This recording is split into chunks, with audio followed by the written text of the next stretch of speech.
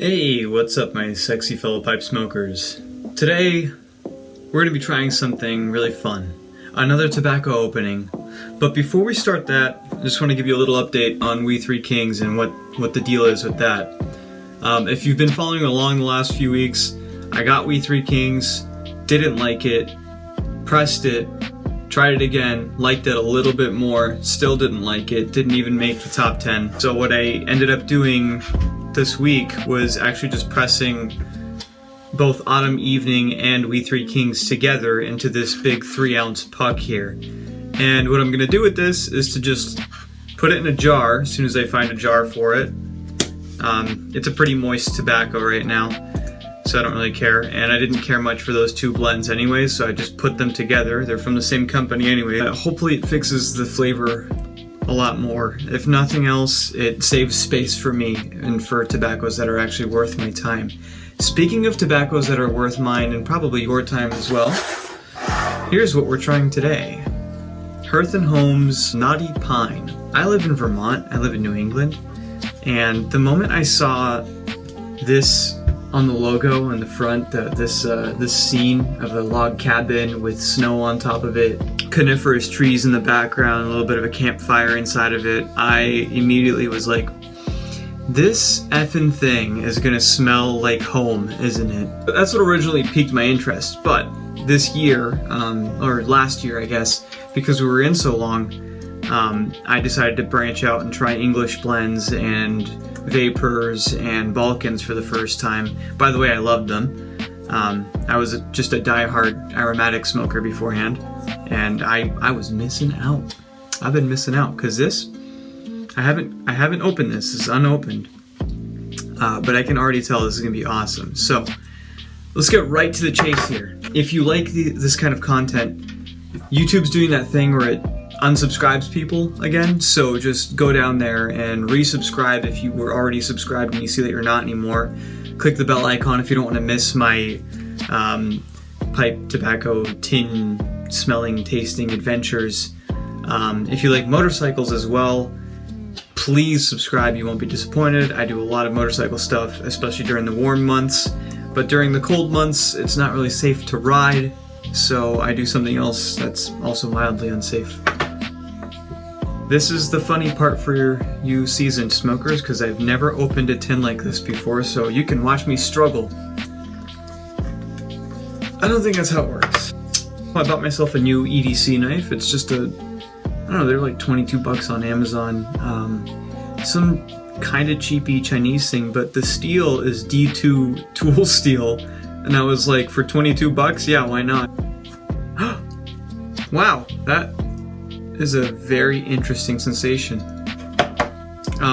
If you're new to smoking and you never tried something like this before, there's these little tabs, you just pull up on them, you put your knife in there and you pull up on them and it just goes whoosh. Not what I was expecting to see, but this is a giant flake. This is what a Knotty Pine tobacco looks like. If you've tried plum pudding, this will remind you of that tin note, but like a little bit brought back and more mellow. Plum pudding is like a little bit more in your face, like here I am, I'm announcing my entrance, I am the life of the party. This one is more like, hey, I'm close friends with plum pudding, but I come from Vermont. Like that's basically it, you know, you got Seattle on the other side, well this is Vermont. A little bit more modest, a little bit more committed to what it's doing.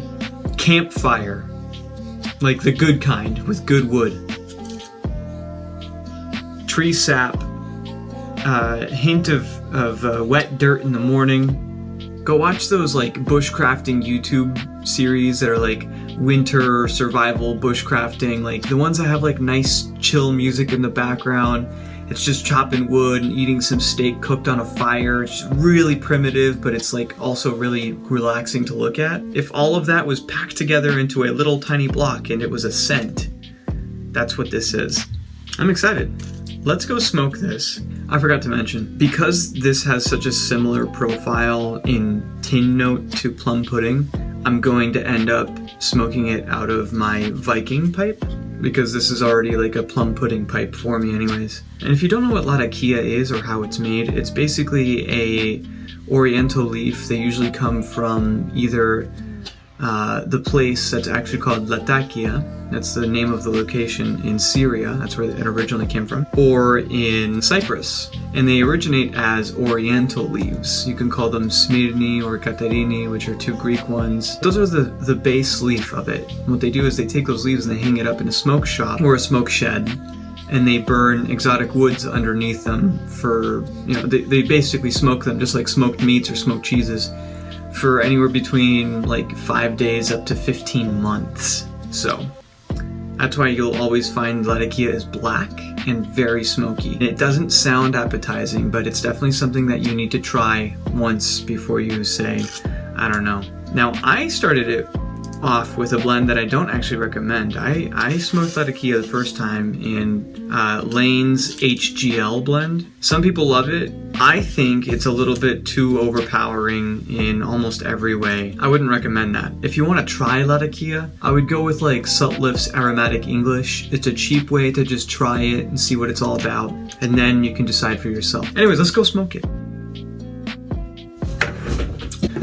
Alright, what do we think? Well, is it a top 10? It's not bad. It's really not bad. My one gripe is that it smokes a little hot. But I've also had Hearth and Home's anniversary cake, which is a vapor, and even that, it could smoke a little hot if you're not careful. Other than that, tasting notes definitely smells like Vermont. Like it just smells like Vermont. There's a little bit of farm, there's a little bit of wet field, there's a little bit of, there's a lot of wood stove and campfire, a little bit of citrus in the background. Something unique to this blend, which I haven't experienced before, is like a burnt dark roast coffee bean dust flavor. Like just the essence of that kind of in the periphery of it and just hugging it all together and bringing it all together. I would say it's like a medium bodied smoke. If you had to choose between this and something else for an English blend, for indoor versus outdoor, this is more of an outdoor blend, not because of the scent, but just because of the flavor and the vibrations you get from it.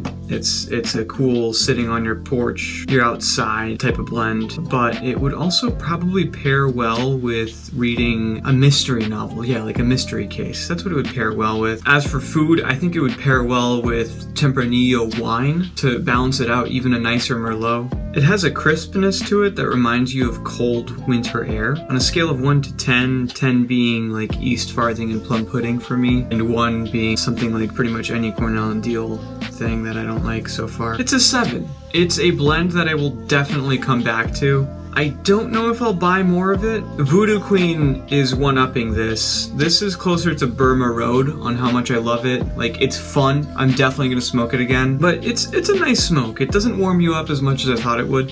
What I have right now next to me is plum pudding. So I'm gonna do a quick comparison of the tin note of both of these, because I've smoked both of these out of the same pipe, just to give you all a good baseline, because I know probably every single one of the people watching this that have smoked a pipe before and have tried more than one blend have probably tried plum pudding. It's known to be the king of Balkan blends. Intensity of the tin note. Plum pudding is about 3 steps ahead than Knotty Pine. Plum pudding is less smoky and more vinegary and leathery. Knotty Pine definitely smells like smoked pine. There's a little bit of leather in the background, but the plum pudding has it more in the forefront. I mean, we're also comparing apples to oranges right now, because although they're both English-based, this is an English Balkan blend, and what that means is that it has black Cavendish in it as well to kind of round out the flavor, because without it, it would be very, very spicy. And I don't mean that in like the habanero pepper style. I mean it would be very oregano type of spicy, like almost garlicky. It would be like eating a steak that's been seasoned too much, like too much seasoning. If I would put it based on like what I would rather have to smoke all day, I love the flavor and the vibe and the scent that plum pudding gives off as a Balkan blend, because this smells like a church when you smoke it, and this smells like Vermont. However, when it comes to like how much time you have to give each blend to really get the most out of it, Plum pudding, you get what you're gonna get pretty much after the first 2 minutes of smoking, and it's gonna stay that way until like practically the end of the bowl. This one you need to give a little bit more time. It doesn't really become better until halfway through, but it doesn't get much better than when it first starts. So this one might change, you know, on a scale of 1 to 2, this one just changes a 1. So 50%. This changes about 10 to 15% throughout the smoke. And aside from it smoking hotter than plum pudding, because plum pudding really doesn't smoke hot, this is more of an all-day blend. You could smoke this one repeatedly. I think there's less perique in this than in plum pudding for sure. I will include this in my rotation. It's probably number 10 out of my top 10 right now. Let's try something else really quick. So right here I have Sutliff's East Farthing in this jar, and in this jar I have a mixture of 50-50 Voodoo Queen and Sutliff's Burma Road that I pressed myself. So this one turned into a crumble cake just like this, except this is factory and this is me doing it with a $6 press I made at home. And I know for a fact that I loved Voodoo Queen. The first time I ever tried Voodoo Queen, it had this like mysterious, it had a mystique to it. The perique in it like really woke it up, and it reminded me of Louisiana. Like it was, you know, I've never been to Louisiana, but what I picture Louisiana, like bogs and bayous and mystical voodoo stuff, like I understand why they named it that. Because smoking that, it really enticed me that way. It was high fantasy. It was magic. It was almost warlock-esque. For those of you that play D&D and know anything about warlocks, it kind of reminds me of that vibe. Knotty Pine is more of paladin. I'm gonna stop being a nerd. Voodoo Queen Burma Road mix. This smells sour. Like in a good way, like I want to smoke it. It's like the kind of like almost candy-like sour compared to this. This smells like a straight up English, you know, it's a hearth. It's a stone hearth with a bunch of wood logs, like nice wooden logs that are on fire on it with some coffee in the background. This almost has like a hint of vanilla to it. To make this blend, there's like 2 ounces in here. To make this, it cost me about roughly $5. Knotty Pine by Hearth and Home costs nearly double, almost triple that, I think. And Voodoo Queen Burma Road, like this is still, I think I would still rather smoke this. Although this is not an all-day blend, and I tried to make it into an all-day blend, but it is a hell of a blend, and I totally recommend Voodoo Queen. If you had to pick between the two, you know, pick this. You want to travel somewhere with no repercussions. You don't need to prepare anything. You just want your soul to travel to a place. You are invulnerable to everything. You just want to experience something. Do you want to experience the mystery of a bog or bayou in New Orleans and Louisiana? Or do you want to experience the mystery and dark and lightness and crisp, freezing, frigid, cold weather and warmness of a campfire in Vermont? Pick between those two, and that is the way you can tell which one you want to try first. Now here's the wild card. Sutliff's East Farthing. This might be my #1 blend. It's nothing crazy, and that's why. This is a blend you can smoke all day. This smells like an aromatic compared to the other two. There's a lot of key in this. You can see it right there. It's not spicy. It's not really campfirey. It smells like what you'd picture a Yule log to smell like if it was sweet.